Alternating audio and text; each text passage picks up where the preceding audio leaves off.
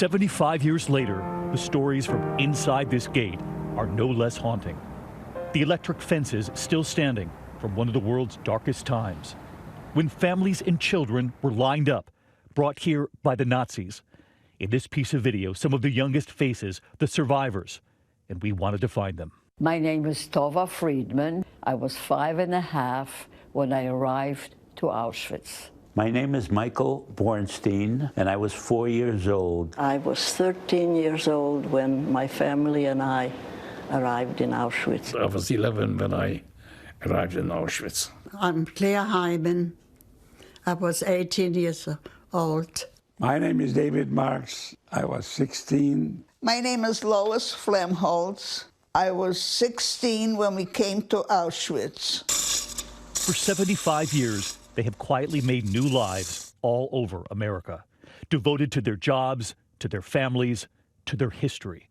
More than 1.1 million people were killed by the Nazis in Auschwitz.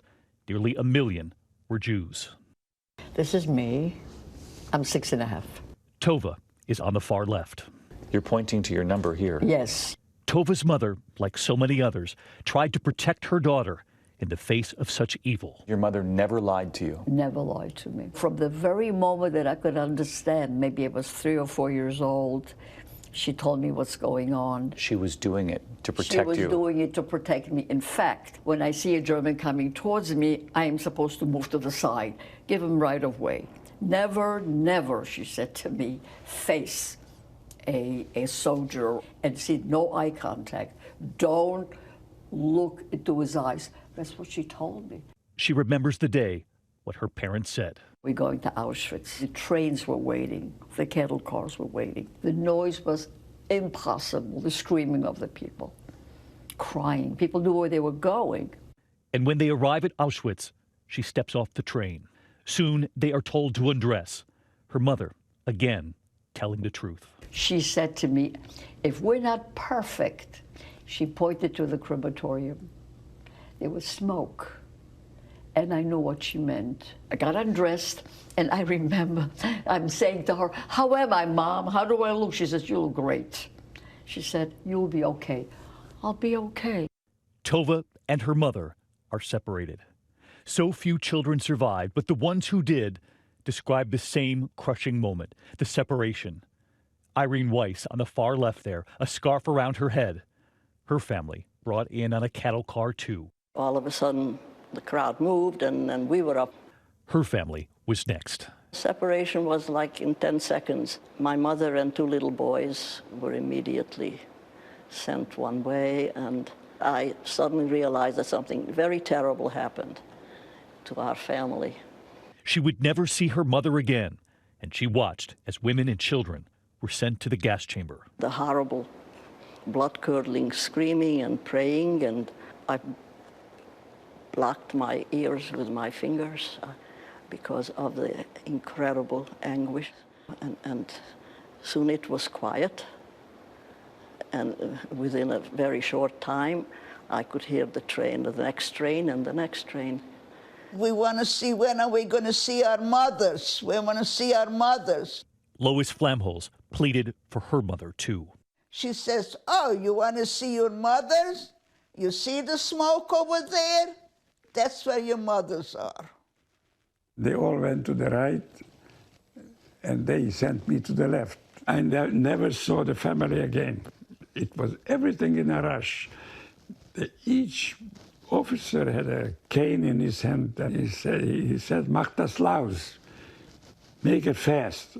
It was shocking that all of a sudden you see that you are alone, and just before you were with your parents.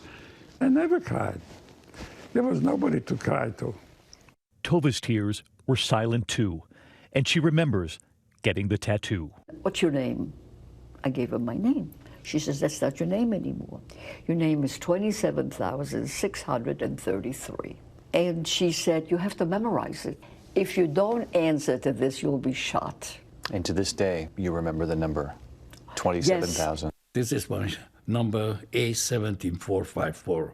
Peter Samoji remembers arriving too. He's on the left. He was a twin, which meant there was a new kind of horror. Dr. Josef Mengele conducting experiments on the children. They would ask for twins. Asking for twins. First, my mother didn't know what to say, so she didn't say a word.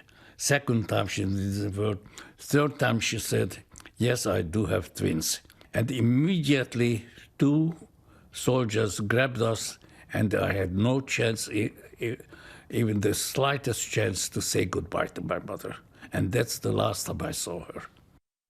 So few children were spared at Auschwitz. They were too young to work, and the Nazis did not want young witnesses.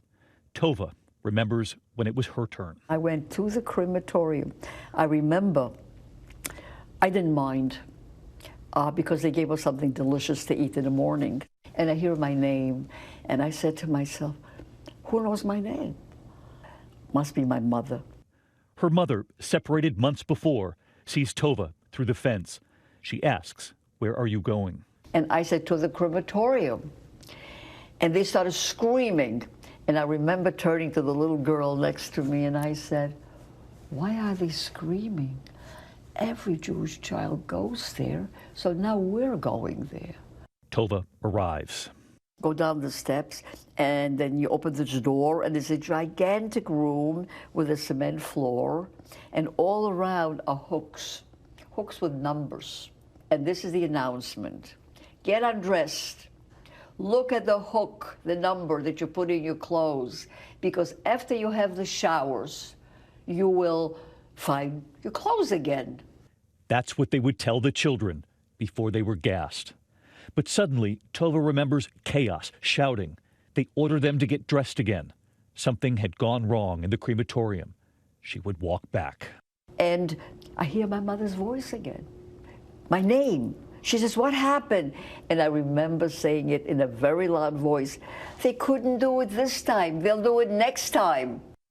What the children did not know was that the Soviets were closing in.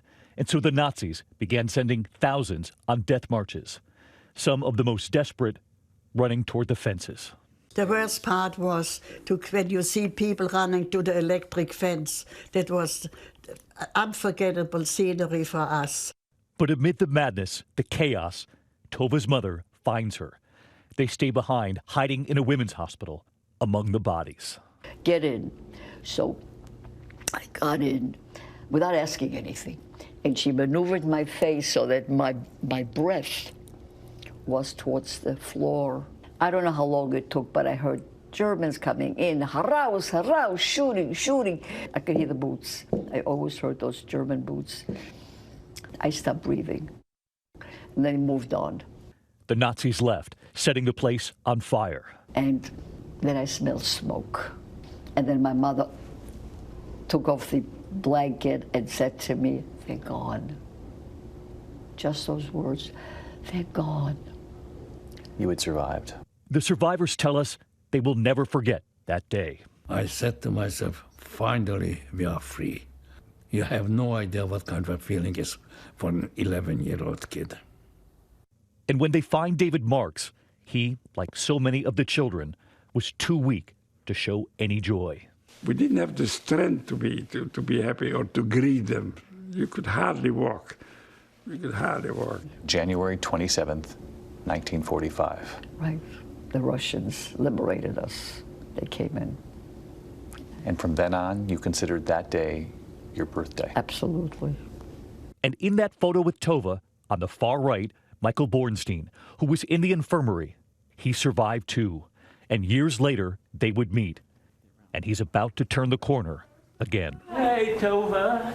How are you? The only reason Michael is here is because he was in the infirmary when the Soviets arrived. You were saved by sickness. That's right. Michael's mother, like Tova's, always told him the truth. She would always say, this too shall pass. His father was killed, his mother was sent to another camp. But he and his grandmother would survive. And months later, walking through their old town, they spot his mother, who had made it back from that labor camp. My mother just disbelieved because she never thought she would find me again. Her son was alive. Yes. His mother would save all of her money, and when he was a teenager, she gave him a watch, which he carries with him today. On the back, she has Hebrew letters, a Gimel and a Zion, and it stands for Gam Ze Ya'avor in Hebrew, which means this too shall pass. Those words from his mother again, this too shall pass.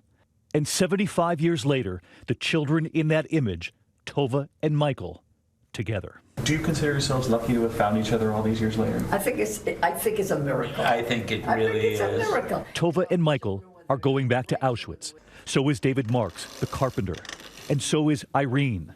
And there's Lois, who waited years to tell her own children. When my children were little, they only asked me once, how come their friends have grandparents and they don't?